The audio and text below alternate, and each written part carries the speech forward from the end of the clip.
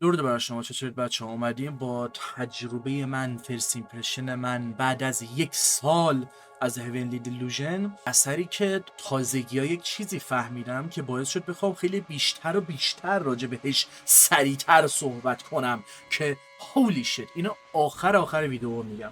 یه اثری که فکر نمی‌کردم انقدر خوشم بیاد و خوشحالم اونقدر عقبش ننداختم و همون 2023 دیدم. با کمترین انتظار رفتم سراغش و بیشترین لذت رو بردم. اثر تم‌های مختلفی رو اکسپلور میکنه، از سلف لایف گرفته تا ایده و قضاوت اینکه چی شما رو تعریف میکنه و هویت شما، با تمام اتفاقهایی که براتون افتاده یا کارهایی که نسبت به بقیه کردید نباید قضاوت بشید حتما. و اصلا نسبت به کاری که میخواد بکنه از همون اول یه ایده باحال داره برای اینکه این کاراکتر متفاوت رو در بیاره و دیدها و باورهایی رو بهش بده که ممکنه همینطوری هر کسی نداشته باشه. و اون قضیه همون مغزوج اسم است که واسه اون موقع خیلی احمقانه و قابل بحث بود که ملت میگفتن این اصلا میخواد ترنسجندر رو نورمالایز کنه و این حرفا.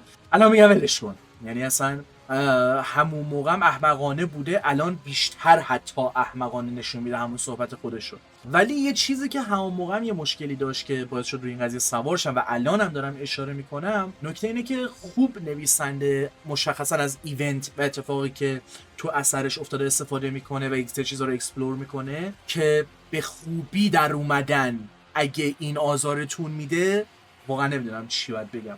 حالا چه چیز دیگه جالب میکنه باز دوباره قضیه رو؟ اثر خب چیزای مربوط به نوریتی و سکشوال و سیداکشن و این چیزا داره و نشون میده چقدر سریع یک نفر به عنوان یک ویلن دیده میشه و یک چیزی سریع دیمونایز میشه. که خب من سراغ مانگا نرفتم، ولی همین یک فصل و واکنش های نسبت بهش به حالت طعنه آمیزی پوینت خودش رو ثابت میکنه. و صادقانه میخوام بگم من عاشق این اثرایی ام که واکنش های مزخرف میگیرن و اون واکنش های مزخرف دقیقاً همون حرفیه که نویسنده میزنه و پوینتش رو ثابت میکنه باز دوباره. و یه چیزی هم بگم بریم سراغ صحبت راجع به بقیه چیزها و زیاد سوار این مسئله نشیم ولی کم کاری هم نکرده باشیم. اصلا وقتی چیزای سنگینی مثل تجاوز یک سری چیزا رو تو خودش جا میده، خیلی بیشتر باید توجه کرد و زیر نظر گرفت یک سری چیزا رو. و اوکیه که با احتیاط با قضیه برخورد کنیم، ولی واکنش اون موقع خیلی احمقانه بود. و اینجا به نظرم چیزی نیستش که اگه بیشتر فکر کنید و وقت بگذرونید با اصلا ناامید بشید. و آقا من از کجا شروع کنم؟ از اکسپرسیو بودن اثر با دایرکشنی که داره و هنوز من کاراکتر اکتور رو میبینم لذت میبرم. تک تک دیتیل هایی که فریم به فریم میشه ازشون لذت برد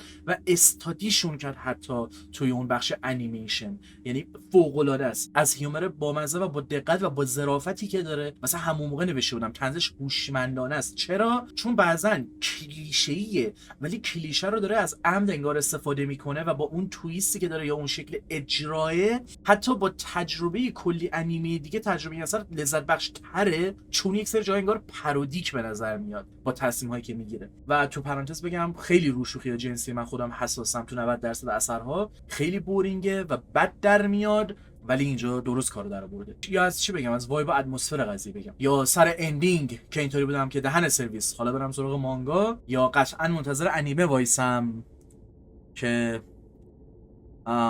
جلوتر میگم.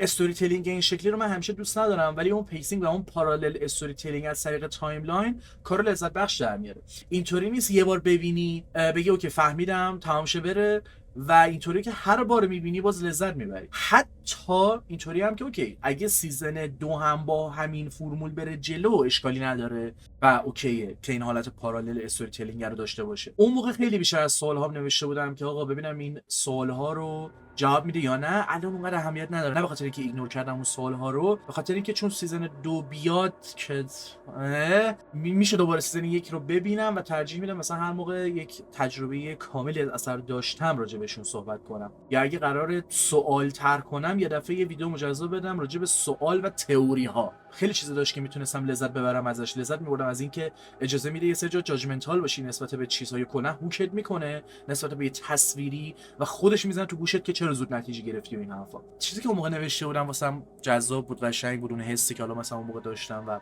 گفتم اینو دوباره مثلا بگم. یه جاهایی نوشته بودم که مثل یه نقاشیه که چیزهای مختلف بر رو هم قرار بگیرن تا بشه تصویر کامل تری داشت، نه 100% دقیقی، که اینو با پنینگ مقایسه کرده بودم که کاراکتر یه لحظه رنگه، بعد سیلوئته، بعد لاین آرت، اصلا تو چه قابی داره قرار میگیره و همه اینو کنار هم باید قرار بگیرن تا اون پازل حل بشه. خیلی اوپنینگش دوست داشتم، خیلی اوپنینگش دوست داشتم، واقعا فوق العاده بود. حس قضیه از تصمیم کاراکترها اصلا خورد نمیشد و لذت میبردم از حضورشون و اینکه اون حسی که در این میبرد میخواستم پیش هم باشن و خوشحالم مثلا بعد از این هم مدت دو تا کاراکتر انقدر خوشم اومده که میگم یک خواسته‌ای بخوام از اثر داشته باشم، بخوام که اینا اینطور برخورد کنن، یه همچین کاری بکنن، کنار هم باشن و شاید بعضی جاها میگم یه حالت تروپ کلیشه‌ای طوری داشته باشه المان‌های مختلف اثر، مثلا کاراکتر اینطوری باشه که لاود مساویه با فانی، ولی اونقدر این کارا رو انجام نمیده که رباتیک باشه یا بگم که اوکی مثلا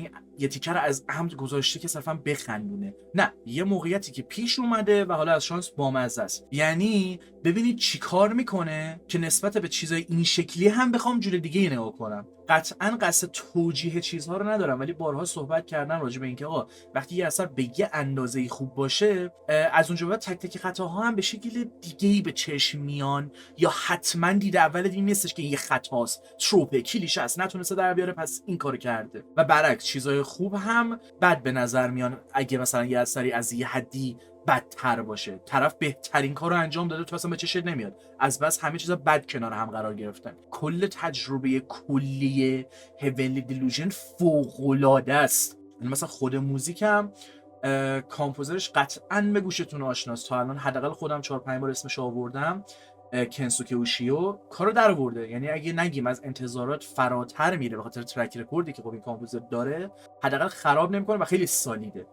یک سری ولی ایراد داره دیگه، ولی من اون ایرادا واقعا چیزی نیستش که بگم به خاطر اون به این اثر توجه نشد. گفتم این آخر ویدیو میگم احتمالاً هیچ وقت سیزن 2 نبینیم، چون این اثر هم موفق نشد. بهش اصلا زیر رادار که چه عرض کنم، به شدت برام غم انگیزه، چون کوالیتی انیمه فوق العاده است و خیلی میشه بهش بیشتر بها داد. کلیت قضیه هم فوق العاده است، کلیت قضیه خوبه، نیازی نیست حتما یه عمقی بگیرید با اثر که مثلا لذت بخش میشه. پاپ کورن تو بردار، فکر کن لاستافاز تو انیمه میبینی دیگه. همین بخشو گفتم که من تازگی‌ها فهمیده بودم چقدر کم مورد توجه قرار گرفته اثر. هیونلی دیلوژن بلوریش 645 تا کپی فقط فروخته. حالا شاید این آماری که من دارم قدیمی باشه و بیشتر فروخته باشه، ولی تو ماه اول 645 تا کپی فقط، به 1000 تا نرسیده. من فکر می‌کردم همه دوست داشتن و همه سراغش رفتن، تو این یک سال گول خورده بودم، ولی خب طبق معمولی اثر خوب دیگه که بهش بی‌توجهی شد. مرسی بابا. یعنی من هر اثری خوشم میاد دوست دارم جایی که چقدر خفن ادامهش هم بیاد یا کاش یه چیز بیشتری ازش ببینم. اینجوری که برشکست شدیم، کنسل شدیم، این همه بودجه سر هیچی رفت، اصلا بابا دقت و زرا اصلا والا بالله اگه من بخوام اگزاجریت کنم، کاراکتر اکتو تو میبینی اینجوری که چقدر این خوبه، چجوری تو 15 ثانیه کلیپی که همینطوری ازش میبینم انیمه رو ندیده باشم اینقدر حس خفایی در میاره. این انیمه چیه نمیدونم چی بگم. یک سری ایراد داره که همه میگیرن سر که مثلا خوب اجرا نکرده اون بخش مووان کردن آخرش بعد اون اتفاقی که میفته و دقیقاً مثلا اینا مووان میکنن برمیگردن به حالت قبلی و انگار که تاثیر نذاشتن ایونت روشون و یهو تمام میشه تازه و خب اون تاثیرات تو کاراکترشون باید ببینیم دیگه، یا نه جدی مووان کردن تمام شد و قابل درک این ایرادا. ولی چون داری یک فصل یه چیز فوق العاده ای میگیری که مثلا آقا مثلا میگیم 9.5 از 10، 9 از 10 تو بگو، اصلا بگو 8 از 10، چیزای 8 از 10 واقعا انقدر جدیدن بهشون کم توجهی میشه واقعا. مخصوصا که میگم تو انیمه اصلا یه نفر سر آتاکسی صحبتشو میکرد، میگفتش که واسه من عجیبه با انیمه مثلا به عنوان یه صنعتی که چیزی از زیر دست ملت در نمیره، یه انیمه میاد در جای یهو میره تو رتبه‌ای که ما انیمه لیست و این حرفا مثلا به این بی‌توجهی اصلا انگار وجود نداره. بعد من آتاکسی رو میگفتم اوکی، ولی میگم هیونلی دیلوژن تو این یک سال اخیر فکر میکردم آقا قطعا انیمه محبوب 2023 هم هست دیگه، مثلا امکان نداره، مثلا امکان نداره گم شده باشه اگه محبوبم نیست. و نمیدونم چی بگم، من خیلی دوست داشتم، برای من خیلی لذت بخش بود. میشینم یک سری دیگه هم دوباره نگاش میکنم، واقعا نمیدونم، یعنی مخصوصا که حالا من سیزن 1 رو دیده بودم، اندینگش مثلا 4 تا مشکل هم داشت، نشستم اونقدر درگیر کامیونیتی بشم سرچ کنم، اینطوری بودم حالا 4 تا مشکل داره اوکیه دیگه، بذار ببینیم بعدن چی میشه، سیزن 2 چی میشه. این امکان نداره سیزن 2 نگیره، ممکنه واقعا نگیره. امیدوارم توی این چنل ویدیو بیشتری داشته باشیم از هیونلی دیلوژن، استادی کنیم ازش لذت ببریم